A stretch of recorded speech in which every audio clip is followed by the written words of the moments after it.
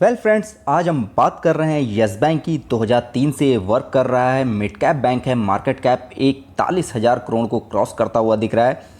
Company का management पूरी कोशिश कर रहा है इस बैंक को फिर से उसी दौर में लाने की जिस दौर में ये बैंक हुआ करता था, जिस समय इसका स्टॉक प्राइस 300-400 रुपए की रेंज में हुआ करता था।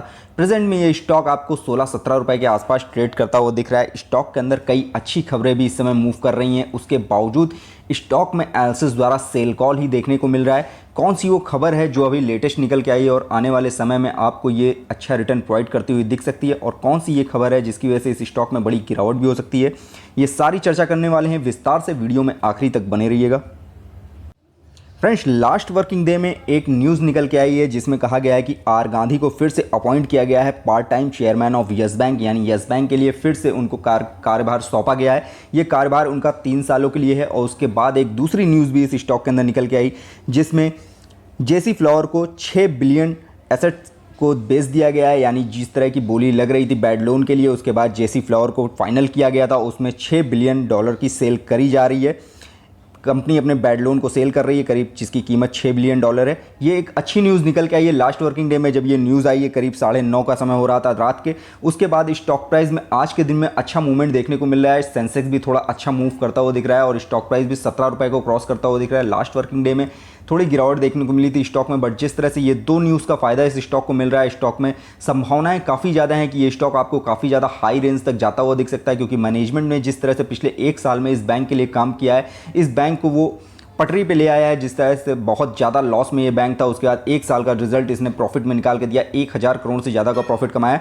तो ये लेवल एक बहुत ही अच्छा लेवल है इस समय बाय करने का इस स्टॉक में, और लॉन्ग टर्म के लिए होल्ड करने का। ये स्टॉक एक मल्टी बैगर रिटर्न प्रोवाइड करता हुआ दिखेगा। कंपनी के इस समय फाइनेंशियल ट्रेंड स्कोर को देखेंगे तो उसमें लगातार सुधार होता हुआ दिख रहा है। लास्ट के 3 मंथ पहले ये स्कोर 23 पे रन कर रहा था, थोड़ी सी गिरावट देखने को मिली, 17 पे आया, उसके बाद फिर से ये +24 पे चला गया, यानी जो लास्ट के 3 मंथ पहले इसका स्कोर 23 पे रन कर रहा था उसको भी क्रॉस करता हुआ 24 पे पहुंचता हुआ दिख रहा है। क्योंकि जिस तरह से Q1 का रिजल्ट इतना ज़्यादा शानदार देखने को मिला है, उम्मीद यही की जा रही है कि Q2 का रिजल्ट फर्स्ट से भी ज़्यादा बेहतरीन देखने को मिलने वाला है, और होप सो लास्ट मंथ तक आपको ये रिजल्ट देखने को मिल सकता है। और जिस तरह से ये स्कोर में इंप्रूवमेंट दिखा रहा है, ये बैंक के कामकाज में भी इंप्रूवमेंट हो रहा है, जिसकी वजह से शेयर में भी आपको तेज़ी आती हुई दिखेगी। फिलहाल इसके की फैक्टर्स भी बहुत ही शानदार मूव कर रहे हैं, काफ़ी अच्छे की फैक्टर्स देखने में मिल रहे हैं। इस समय पी रेशियो इसका 8.62 देखने को मिल रहा है, पीवी रेशियो इसका 1.22 है, सेक्टर पी 21.87 है, सेक्टर पीवी 2.28 है। डिविडेंड अभी स्टॉक किसी तरह का प्रोवाइड नहीं कर रहा है। लास्ट डिविडेंड बैंक ने 2019 में 2 रुपये पर शेयर का दिया था, उसके बाद काफ़ी ज़्यादा घोटाले हुए बैंक के अंदर, जिसकी वजह से इस बैंक ने किसी तरह का डिविडेंड ऑफर नहीं किया, क्योंकि खुद बैंक एक लॉस मेकिंग बैंक हो गया था। यहाँ तक इसके बैंक एक डूबने की कगार पे आ गया था, उसके बावजूद इसको एसबीआई ने सपोर्ट किया, जिसकी सपोर्ट की वजह से ये बैंक फिर से उठ खड़ा हुआ है और एक अच्छा मूवमेंट इस समय इस स्टॉक के अंदर आता हुआ दिख रहा है।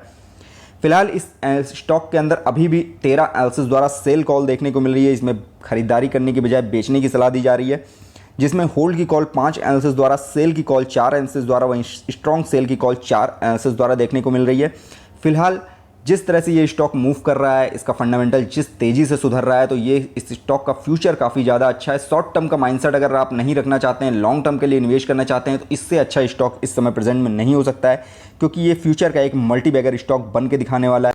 जो इसके टारगेट्स दिए जा रहे हैं, हाई मीडियम लो सारे ही गिरावट के टारगेट दिए जा रहे हैं। लास्ट वर्किंग डे में ये स्टॉक 16 रुपये 40 पैसे क्लोज हुआ था, 5 पैसे बढ़त देखने को मिली थी, बट आज के दिन में अच्छी तेज़ी देखने को मिल रही है। जिस तरह से रात में 2 खबरों का फायदा इस स्टॉक प्राइस को मिल रहा है, और ये स्टॉक 17 रुपये के ऊपर ट्रेड करता हुआ दिख रहा है।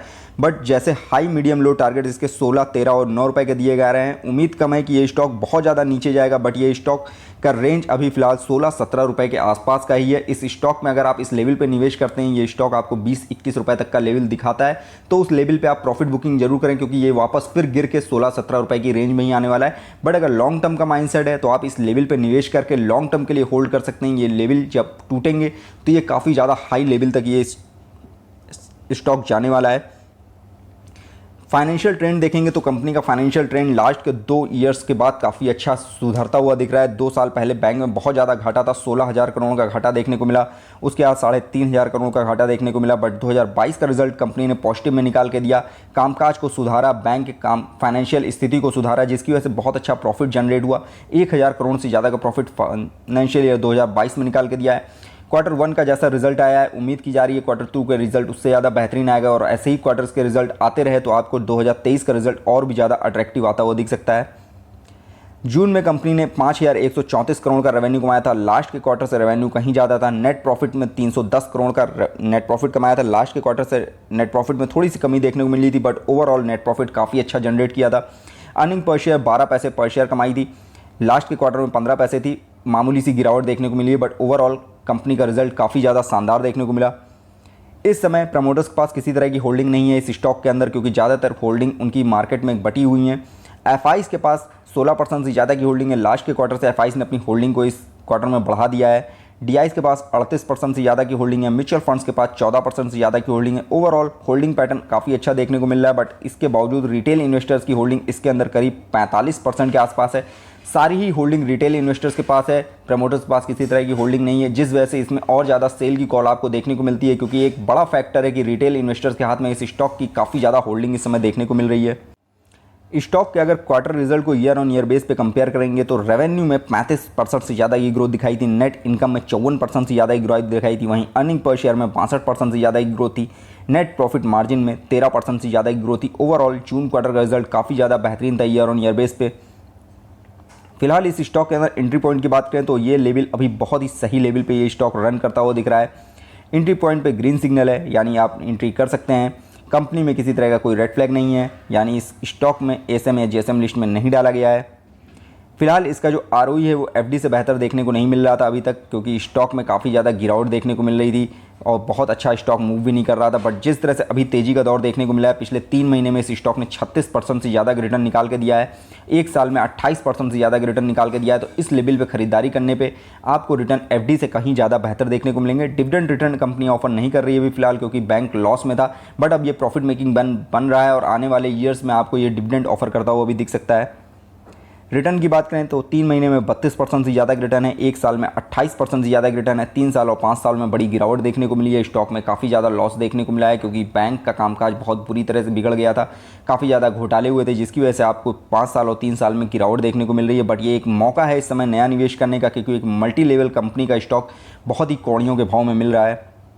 पीवीट लेवल की बात करें, स्टार्टिंग के फर्स्ट टारगेट्स क्या हैं, सपोर्टिंग टारगेट क्या है, तो पहला टारगेट इसका 16 रुपये 80 पैसे का है, दूसरा 16 रुपये 95 पैसे का है, तीसरा 17 रुपये 30 पैसे का है। स्टॉक ने ऑलरेडी अपने 2 टारगेट ब्रेक कर दिए हैं और 17 रुपये के ऊपर ये स्टॉक ट्रेड करता हुआ दिख रहा है। तो उम्मीद है कि आज के दिन में ये आपको 17 रुपये 30 पैसे का स्टॉक लेवल भी क्रॉस करता हुआ दिख सकता है।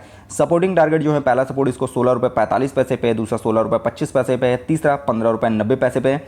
लॉन्ग टर्म का माइंडसेट है, आप इस लेवल पे आंख बंद करके निवेश कर सकते हैं। बट शॉर्ट टर्म का नज़रिया है तो इस लेवल पे भी और 16 रुपये के लेवल पे भी आप निवेश कर सकते हैं, क्योंकि इसका लेवल अभी जो है ये 16-17 रुपये के बीच में ही है। बट लॉन्ग टर्म का नज़रिया रखते हैं तो इस लेवल पे निवेश करके लॉन्ग टर्म के लिए होल्ड करेंगे तो काफ़ी अच्छा रिटर्न ये स्टॉक प्रोवाइड करेगा। कम्युनिटी सेंटीमेंट की बात करें तो 80% बाय कॉल निकल के आ रही है, 9% sell call, 11% hold call. Overall buying call काफ़ी ज़्यादा देखने को मिल रही है, जिस हिसाब से कामकाज सुधर रहा है और अच्छी खबरों का दौर इस स्टॉक के साथ रन कर रहा है। तो इस लेवल पे खरीदारी करना एक फ़ायदेमंद सौदा होगा इस स्टॉक के लिए। फ्रेंड्स, ये वीडियो मैंने सिर्फ आपकी नॉलेज पर्पस से बनाया है। किसी भी तरह का निवेश करने से पहले अपने फाइनेंशियल एडवाइजर की सलाह जरूर ले लें। फ्रेंड्स, वीडियो पसंद आए तो लाइक कमेंट करके जरूर बताइएगा। फ्रेंड्स, वीडियो देखने के लिए बहुत बहुत धन्यवाद।